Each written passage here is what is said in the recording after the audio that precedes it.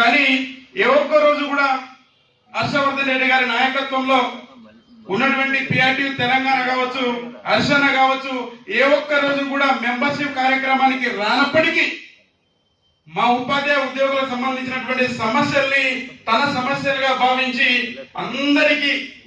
మా అందరికీ కూడా న్యాయమైనటువంటి డిమాండ్లను పరిష్కరించే విధంగా నిర్వీర్యంగా కృషి చేసినటువంటి వ్యక్తి అంటే ఒక హర్షవర్ధన్ రెడ్డి గారే.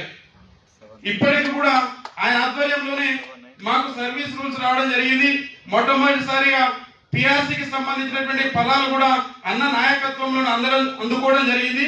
ఎందుకంటే ఆ రోజు డిప్యూటీ సీఎం ఉన్నటువంటి కడియం శ్రీహరి గారు, అప్పుడు కడియం శ్రీహరి గారు మాతోటి చర్చలు పెట్టిండు. మేము పెద్ద ఎత్తున ధర్నాలు చేస్తున్నాం. ఆ చర్చల సందర్భంలో కొద్దిమంది ఉపాధ్యాయ ఉద్యోగ సంఘాలు వీళ్లకు సర్వీస్ రూల్స్ లేవు, వీళ్ళని తీసేదలుచుకుంటే వెంటనే తీసేస్తామని మమ్మల్ని బెదిరింపులకు గురి చేసినటువంటి సందర్భంలో ఆ రోజు హర్షవర్ధన్ రెడ్డి గారు డిప్యూటీ సీఎం కడియం శ్రీహరి గారి ముందే ఆయన మాట్లాడినటువంటి మాటలు మాలో చాలా ఉత్సాహాన్ని ఇచ్చినాయి, మాలో ధైర్యాన్ని ఇచ్చినాయి, మాలో స్ఫూర్తిని ఇచ్చినాయి.